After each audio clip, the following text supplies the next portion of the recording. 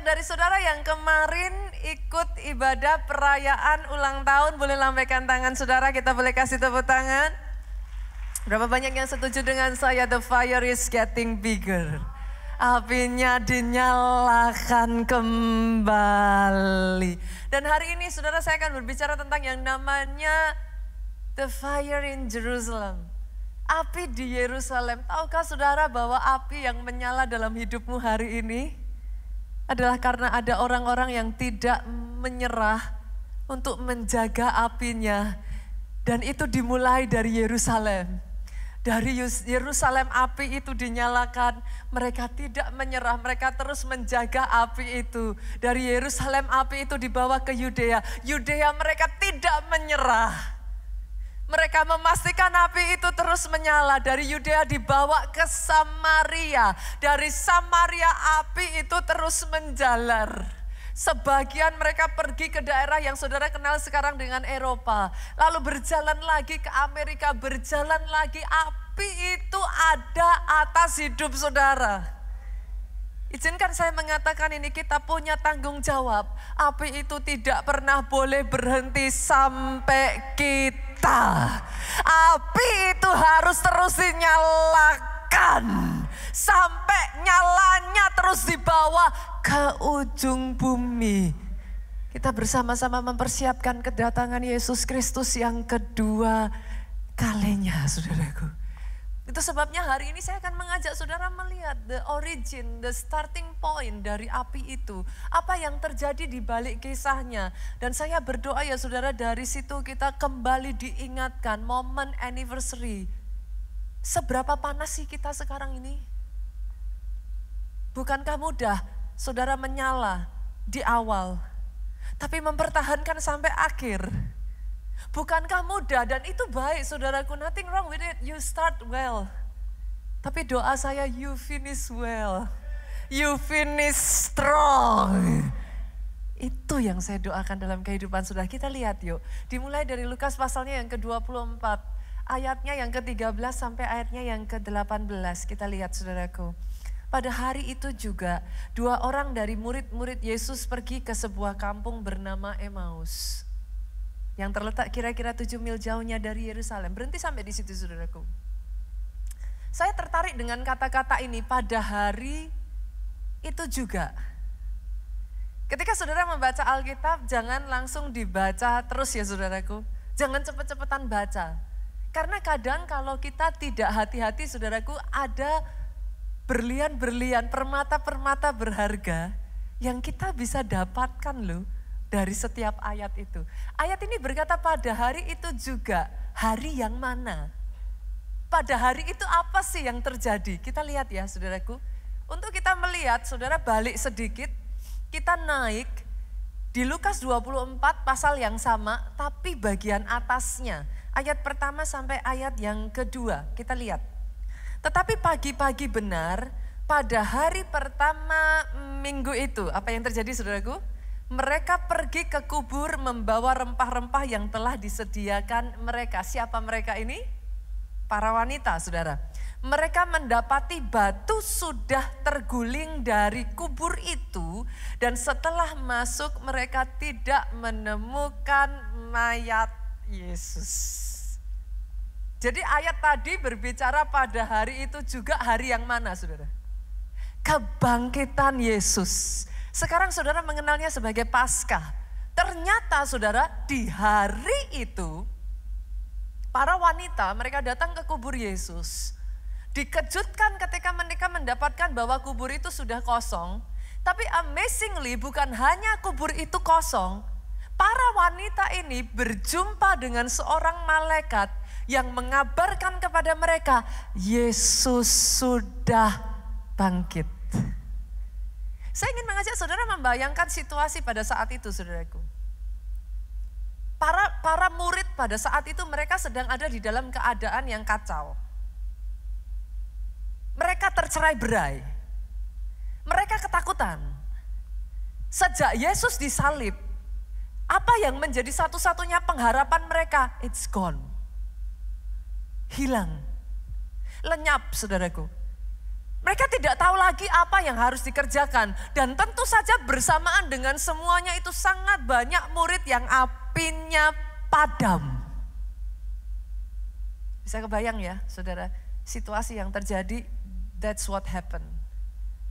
Tapi hari itu ada para wanita yang datang, mereka mengalami something extraordinary. Satu Michael Panjaitan mengalami sesuatu yang extraordinary ketika lagunya dinyanyikan.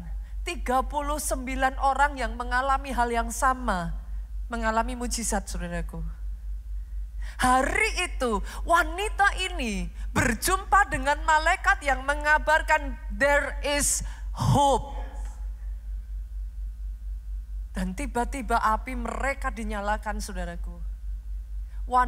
Para wanita ini kembali saudara. Mereka menceritakan kepada murid-murid, kubur Yesus sudah kosong.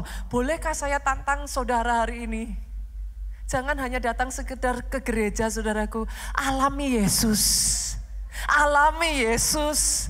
Karena orang yang mengalami Yesus, apimu pasti menyala. Dan karena apimu menyala, engkau boleh mengalami masalah. Yang lain menyerah, yang lain menangis, yang lain mundur. Tapi karena Michael Panjaitan mengalami Yesus, dia berkata, orang lain boleh mundur meninggalkan engkau Tuhan. Tapi di depan pintu itu dia berkata, engkau boleh ambil istriku, kau boleh ambil anakku. Tapi aku tidak akan meninggalkan engkau. Engkau tetap baik.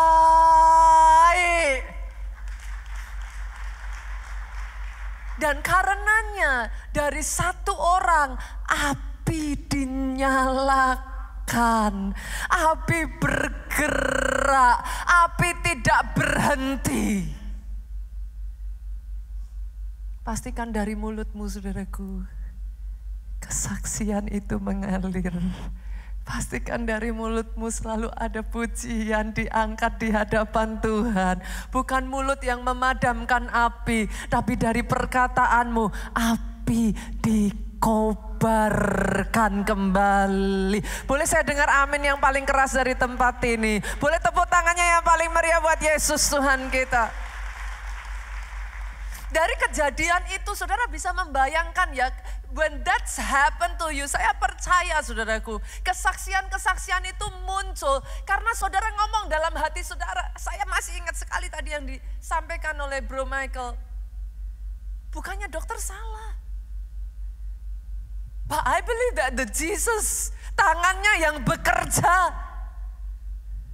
Saudara, wanita yang sama, mereka mengalami, mereka berjumpa dengan supernatural being.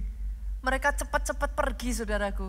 Kita lihat ayat yang ke-9 sampai ayatnya yang ke-11. Mereka lari, mereka segera mencari murid-murid Yesus yang lain. Ayat yang ke-9.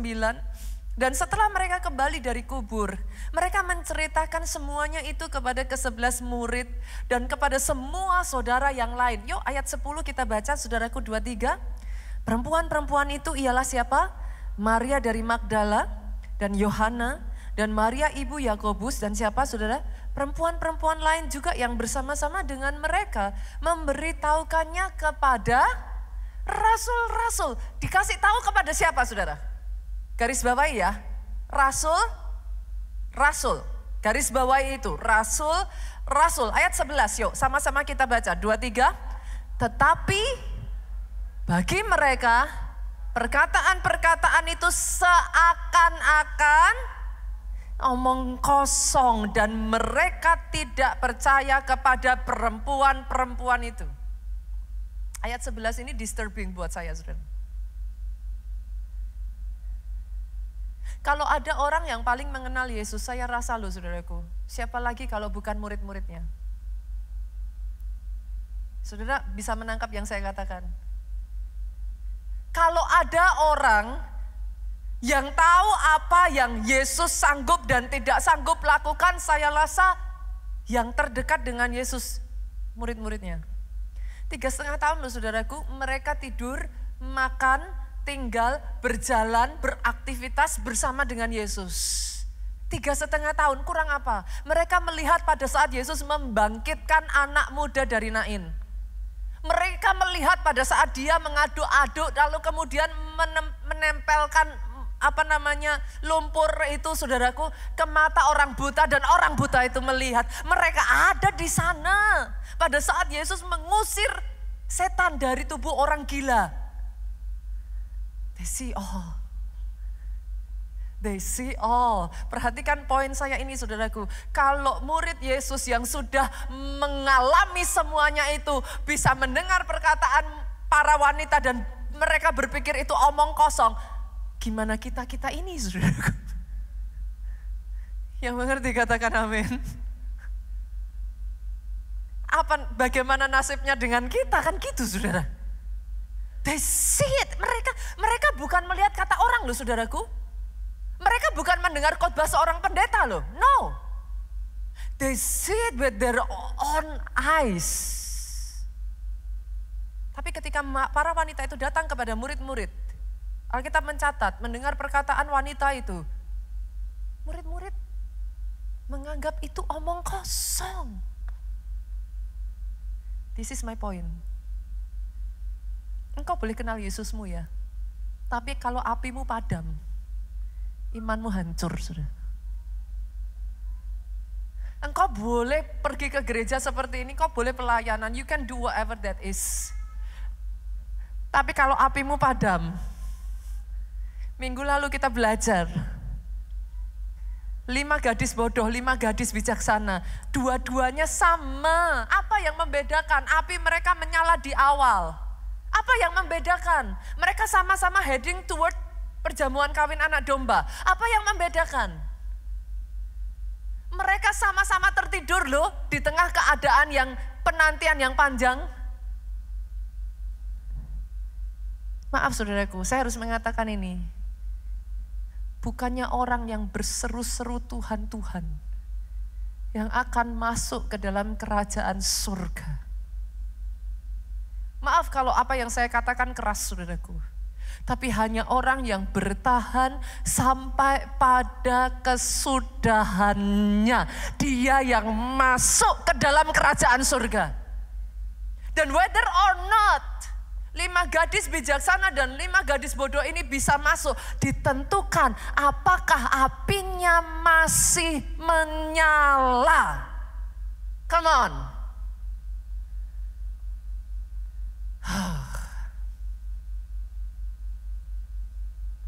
Doa saya hari ini ya saudaraku, tidak ada satupun dari engkau yang apimu padam. Karena kau boleh datang ke gereja, kau boleh melayani setiap hari Minggu.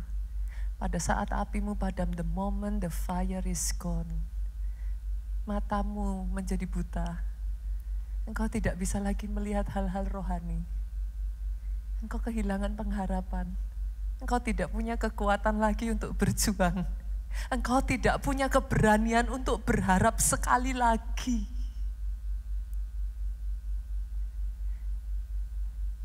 Itu sebabnya sepanjang 1 bulan ini momen anniversary gereja kita. Saya percaya ini adalah rema yang Tuhan berikan atas gereja kita. Api di atas mezbah itu harus menyala. Jangan dibiarkan padam. Karena setiap kali saya mendengar lagu itu ya saudaraku, air mata saya selalu menetes. Bukannya orang yang berseru Tuhan, Tuhan, yang kan masuk ke dalam kerajaan sorga. No, bukan orang yang dapat mujizat loh yang akan masuk. As hard as it is. Tapi orang yang apinya terus menyala, bertahan sampai akhir, yang akan masuk. Kalau murid-muridnya aja bisa mendengar perkataan dari wanita ini, dan mereka menganggap itu omong kosong, tanpa api, engkau boleh duduk di sini mendengar siapapun hamba Tuhannya yang berdiri di mimbar ini, dan kau berkata, omong kosong. Pastor tidak tahu apa yang saya alami. Pastor tidak tahu saya sudah berkali-kali didoakan oleh hamba Tuhan. Kesembuhan belum juga terjadi. Pastor tidak tahu berapa kali saya berharap. Bukan khotbah pastor yang pertama yang mengatakan ini. Tapi pastor tidak tahu apa yang saya alami. Let the fire burn again. Let the fire burn again. Let the fire burn again. Biarlah api itu dinyalakan kembali. Sehingga gereja bukan lagi gereja. Penyembahan bukan hanya sekedar nyanyian. Ketika api itu menyala, kekristenan adalah perjalananmu bersama dengan Yesusmu. Kekristenan menjadi fun, Pak. Kekristenan bukan liturgi, kekristenan bukan hanya sekedar rutinitas. Ketika apinya menyala. Karena kalau kita nggak hati-hati, saudaraku, ini juga terjadi di dalam kehidupan murid-murid. Ayat yang baru kita baca dari Lukas 24 ayat 13 adalah hal yang actually terjadi, saudaraku. Kita balik lagi ya, kita lihat lagi ya. Lukas pasalnya yang ke-12 ayat ayat 13 sampai 18. Boleh nggak saudara bantu saya?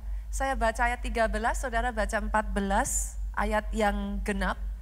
Kita bergantian sampai ayatnya yang ke-18. Pada hari itu juga 2 orang dari murid-murid Yesus pergi ke sebuah kampung bernama Emmaus. Yang terletak kira-kira 7 mil jauhnya dari Yerusalem. 14 yuk dengan suara keras, 2, 3. Dan mereka bercakap-cakap tentang segala sesuatu yang telah terjadi. Ketika mereka sedang bercakap-cakap dan bertukar pikiran, datanglah Yesus sendiri mendekati mereka lalu berjalan bersama-sama dengan mereka. Ayat 16. Tetapi ada sesuatu yang menghalangi mata mereka sehingga mereka tidak dapat mengenal Dia. Ayat 17, Yesus berkata kepada mereka, apakah yang kamu percakapkan sementara kamu berjalan? Maka berhentilah mereka dengan muka muram. 18 yuk sama-sama. Seorang dari mereka namanya Kleopas menjawabnya, adakah engkau satu-satunya orang asing di Yerusalem yang tidak tahu apa yang terjadi di situ pada hari-hari belakangan ini? Sadarkah saudara, ketika apimu padam, di tengah masalahmu ada Yesus di sana. Tapi kok bisa tidak melihatnya loh? Wow. Kurang dekat apa Kleopas dengan Tuhan, saudaraku? Dia berjalan di saat Yesus menghembuskan nafas, berjalan dengan kedua kakinya di muka bumi ini. Kurang apa?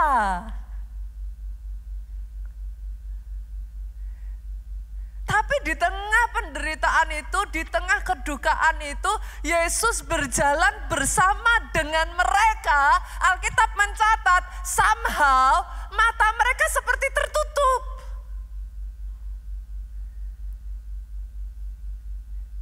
Jangan izinkan masalah membutakan mata rohmu. Jangan izinkan apa yang terjadi membuat engkau kehilangan petunjuknya Tuhan. Karena di tengah semuanya itu yang terjadi, saudaraku, adalah akhirnya mereka pergi ke Emmaus. Pastor, what's wrong with Emmaus? Nggak ada salahnya dengan Emmaus, saudaraku. Except that Yesus sudah kasih pesan sama mereka, tunggu di Yerusalem. Saudara bisa melihat gak yang saya lihat? Murid-murid ini sudah dengar loh dari para wanita, Yesus bangkit. Mereka sudah dengar, mereka bukan gak dengar, mereka sudah dengar. Sekian banyak murid yang lain ketika mendengar itu, iman mereka dibangkitkan, mereka ngomong, guru pernah ngomong, kita harus tunggu di Yerusalem. Tapi 2 murid ini berkata, let's go to Emmaus. What's wrong with Emmaus? Nothing wrong with Emmaus. In fact ya saudaraku, Alkitab kita ini amazing. Semua kejadian-kejadian di dalam Alkitab, saudara jangan salah. Bahkan angka itu selalu ada simbolnya. Everything is symbolic, saudaraku, di dalam Alkitab. Satu waktu nanti kalau saya bisa membukakan kepada saudara bagaimana kehidupan Yusuf itu sangat simbolik dengan Yesus, itu amazing sekali. Tapi poin saya adalah dalam Alkitab semua itu simbolik. Tahukah saudara apa arti Emmaus? Sumber mata air panas. Perhatikan saudara, ketika apimu padam, kadang engkau mencari kobaran itu di tempat yang salah. Engkau pakai pikiranmu, engkau pakai perasaanmu. Does it make sense? Ada yang di sini ngalami seperti itu? Karena ketika kau jauh dengan Tuhan, suaranya terdengar lebih kecil, saudara. Yang mengerti katakan amin. Pada saat suaranya tidak terdengar, seringkali kita berusaha dengan pikiran kita berusaha dengan perasaan kita. Yang kita rasakan maybe this is. Kleopas jadi nggak peka, saudara. Sadarkah saudara di sini? Kepekaan itu muncul ketika apimu menyala. Hai, keluarga Allah 35 tahun akan menjadi journey keluarga Allah terakhir kalau jemaat, para penerus, leader di tempat ini kehilangan apinya. Yang saya tahu, keluarga Allah ada sebagaimana keluarga Allah ada hari ini. Karena ada orang-orang yang mati-matian, habis-habisan buat Tuhan. Hari ini saudaraku, saya bersama dengan teman-teman yang melayani sepanjang hari ini. Mereka lakukan itu buat Tuhan. Saudara datang, saya ketemu tadi teman-teman yang semua berbaju biru. Tim ibadah di tempat ini. Saya berjumpa tadi udah dari sekian waktu yang lalu. Apa enggak ada kerjaan hari Minggu? Halo? They did it anyway, mereka melakukan semuanya bukan untuk manusia. Tapi mereka melakukan semuanya karena mereka tahu dalam kehidupan mereka kalau bukan Tuhan tidak ada kami hari ini, saudaraku. Api itu harus dinyalakan. 35 tahun akan berhenti sampai di sini ceritanya, saudara. Kalau bukan ada saudara yang apinya dinyalakan. Boleh saya dengar amin yang paling keras dari tempat ini? Boleh tepuk tangannya yang paling meriah. Katakan, yes Lord, ini aku Tuhan. Apiku harus menyala kembali. Apinya harus dinyalakan kembali. Otherwise, saudaraku, suara itu menjadi kecil. Dan ketika suaranya kecil, berapa banyak dari saudara yang tidak heran, akhirnya engkau terus dalam kebingungan loh. You're confused loh. Don't know what to do gitu. Kayak jadi gelap. Gak tahu mesti gimana gitu, mesti apa. Tapi ketika kau dekat, engkau menyadari di tengah masalahmu, saudaraku. Bukan masalah, gak ada siapa janji. Saya gak pernah janji kalau di dalam kekristenan gak ada masalah loh. Tapi di tengah perjalanan mereka bahkan akan meninggalkan Yerusalem, Yesus ada di sana. Come on. In case di tempat ini ada yang berkata, Pastor, that is me. Saya nggak tahu, mungkin saudara menyaksikan ini dari manapun, dari rumah saudara yang mengikuti secara streaming online, saudaraku.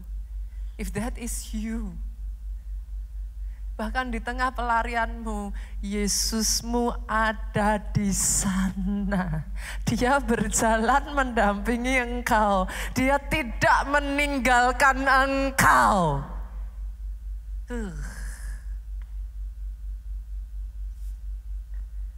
Pastor, memangnya ngapain ke Yerusalem?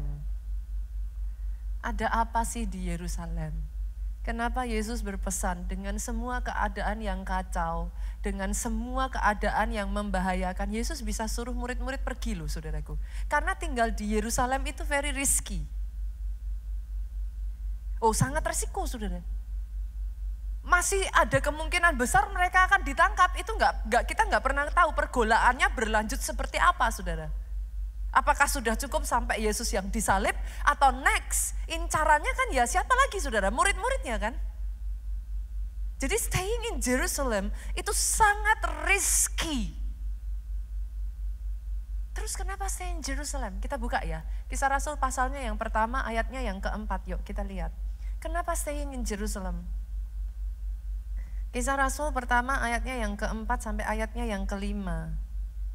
Perhatikan ini saudaraku, Yesus itu bukan nggak ngomong, Yesus udah ngomong.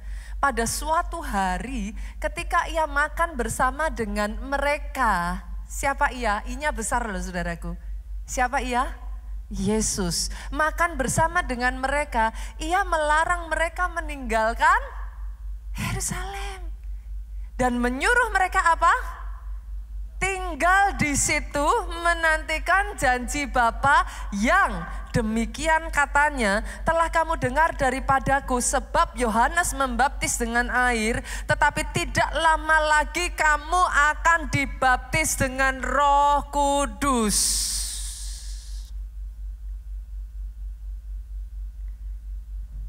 Kemarin saudara, I'm very blessed dengan khotbah dari Pastor Tamrin. Ada dua hal yang kita patut bersyukur saudaraku. Karena engkau sudah dibasuh oleh darah Yesus yang pertama. Tetapi yang kedua, karena ada Roh Kudus di dalam hidupmu. It's a guaranteed power. Kemarin Pastor Tamrin menjelaskan bagaimana zaman dulu saudaraku. Yesaya di dalam keterbatasannya belum ada darah Yesus yang dikucurkan. Sehingga darah binatang itu hanya bisa mengcover, bukan mengiris. Beda ya saudara. Darah binatang itu hanya mengcover. Dia tidak bisa menghapus. Itu sebabnya setiap kali Tuhan mau pakai Yesaya, rohnya turun, habis itu hinggap, terus pergi. Tapi dengan semuanya itu, dengan semua pergolaan dalam diri Yesaya, Yesaya berkata, ini aku Tuhan, utus aku. Yang tidak banyak disadari orang Kristen hari-hari ini, di atas dirimu ya saudaraku, darah itu sudah dikucurkan. Darah itu sudah dikucurkan, artinya dosamu dihapus. Kemarin saya senang sekali dengan firman yang diberitakan. Bahkan darah itu punya kuasa membuat Tuhan hilang ingatan. Loh, bener kok. Satu ayat mengatakan sejauh timur dari barat saudara, aku membuang dosamu. Tuhan tidak mengingat-ingat lagi.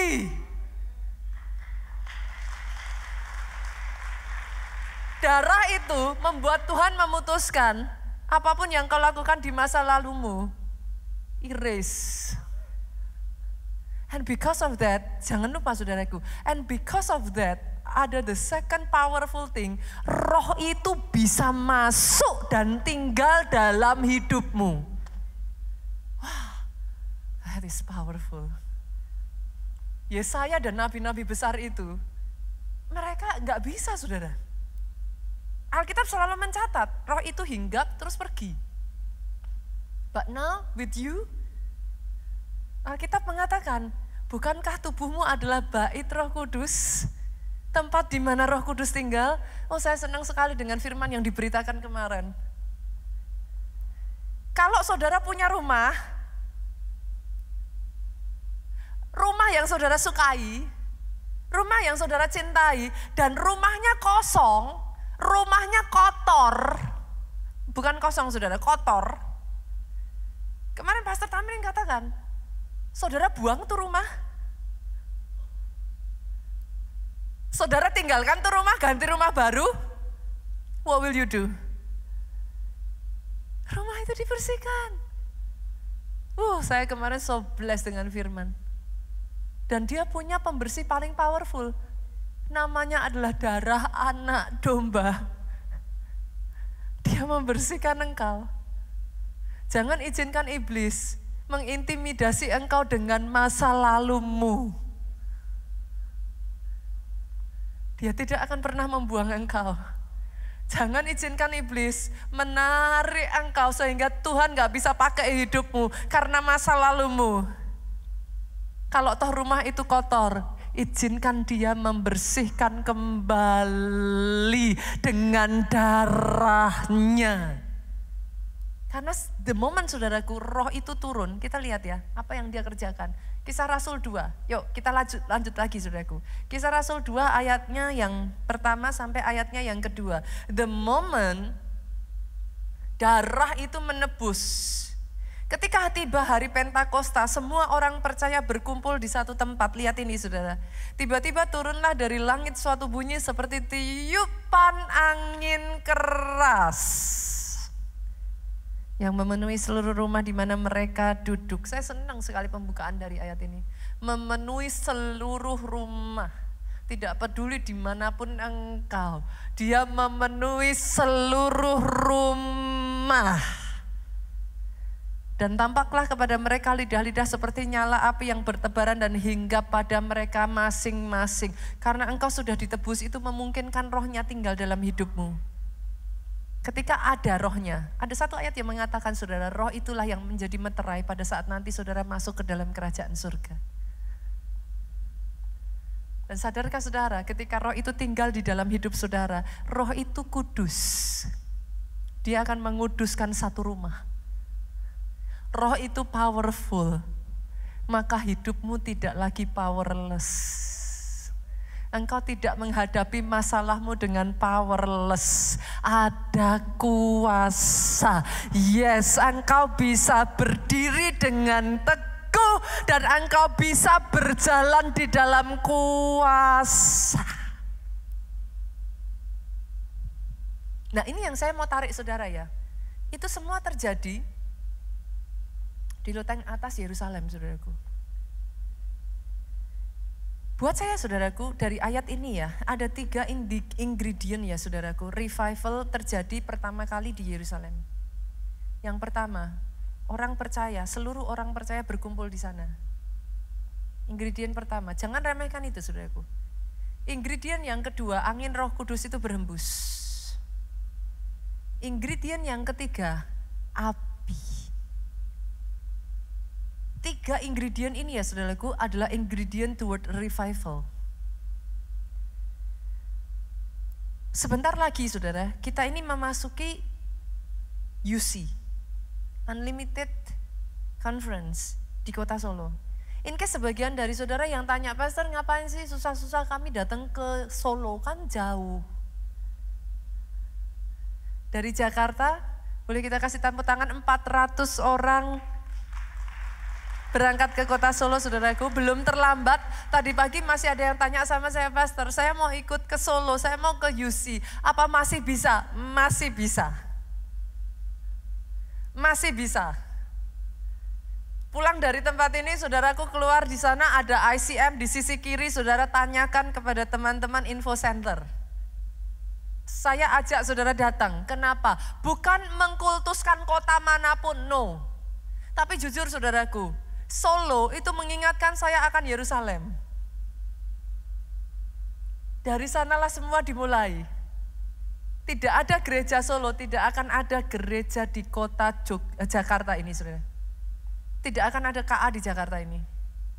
Banyak bahkan di antara kita mungkin yang ada di sini yang orang-orang Solo, boleh lambaikan tangannya? Oh, I see so many people from Solo.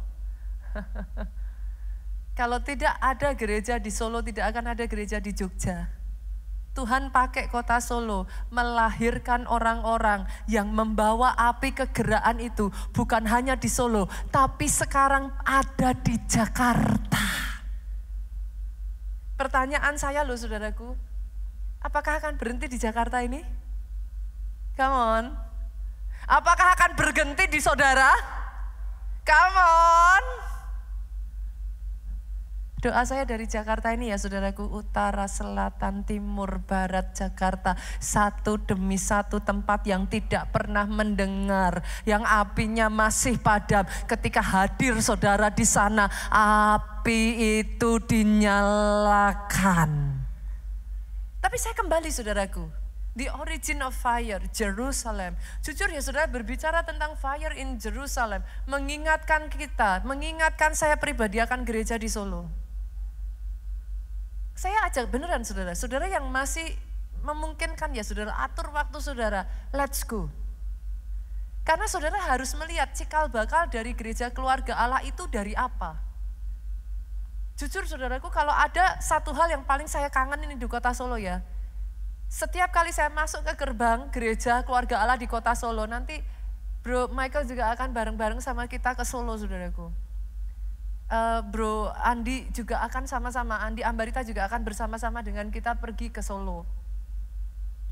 Kalau ada satu hal yang buat saya tidak akan saya lupakan saudaraku, masuk di gerbang kota Solo itu ya saudaraku, gerbang Keluarga Allah di kota Solo. Itu tuh seperti like apa ya, the spirit of prayer-nya itu kenceng banget saudara. Ketika nanti saudara datang ke cikal bakal gereja kita pertama kalinya, saudara tahu DNA Keluarga Allah itu seperti apa. Itu bukan orang-orang yang hanya apa, suam-suam apinya. Tapi orang-orang yang apinya menyala-nyala 24 jam dalam satu hari seminggu tuh saudaraku, 7 hari dalam satu minggu. Di kota Solo ada yang namanya Pondok Daud. Siapapun boleh datang dan berdoa ketika api mereka padam, ketika mereka butuh pertolongan, ketika mereka mau berseru-seru kepada Tuhan. 24 jam dalam sehari ada doa-doa yang dinaikkan dan diangkat saudara.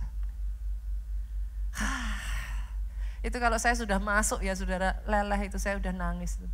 Itu seperti ada kayak yang apa ya, suara kayak narik, come. Itu beneran saudara. Buktiin kalau saudara nggak percaya. Itu seperti kayak kerinduan yang begitu besar, the house of worship. Dan dari Solo ya saudara, karena ada kehausan yang begitu rupa, angin itu berhembus. Saudara percaya nggak percaya? Saya berjumpa tadi, salaman di depannya saudara. Saya ketemu sangat banyak orang ngomong, saya bukan dari Jakarta Pastor, saya dari kota ini, saya dari ini. Tadi ada yang dari Pekanbaru, saya bilang jauh-jauh ngapain ke sini? Saya sangat diberkati. Come on. Tadi ada yang datang sama saya, Pastor, kenapa Keluarga Allah nggak ada di Medan? Oh, bukankah saudara cikal bakal satu demi satu? Oh saya nggak dengar yang amin, cuma satu di depan. Api di atas mezbah tidak boleh padam, harus menyala.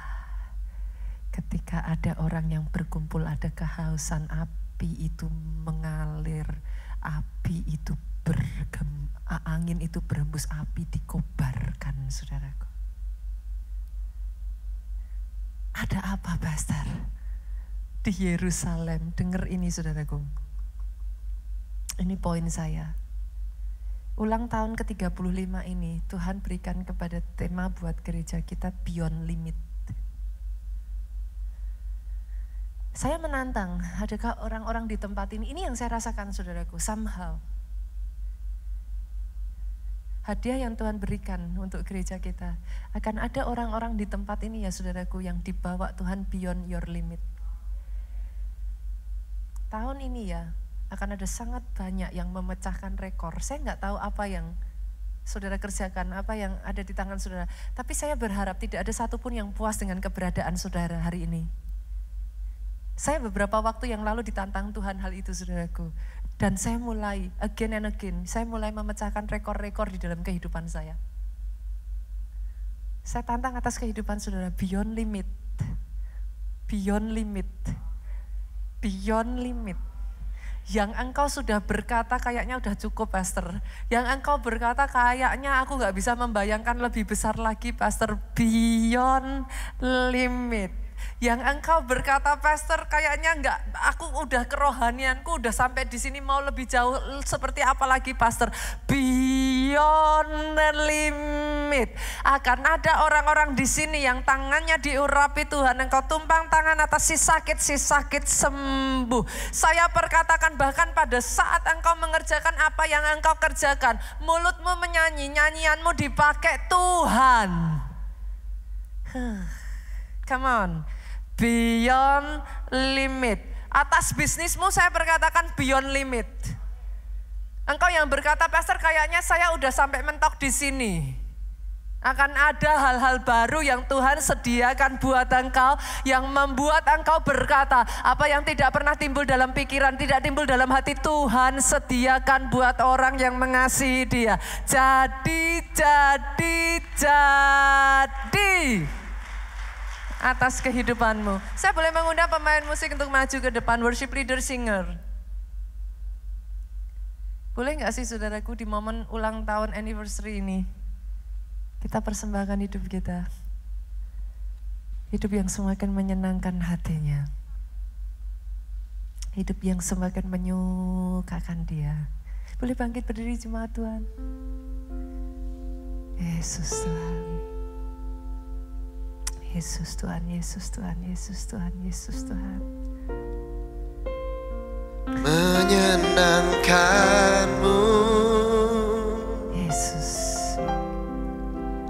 Menyukakanmu, terbakar, terbakar, terbakar, terbakar yes. Oleh api cintamu. Let the fire burn again.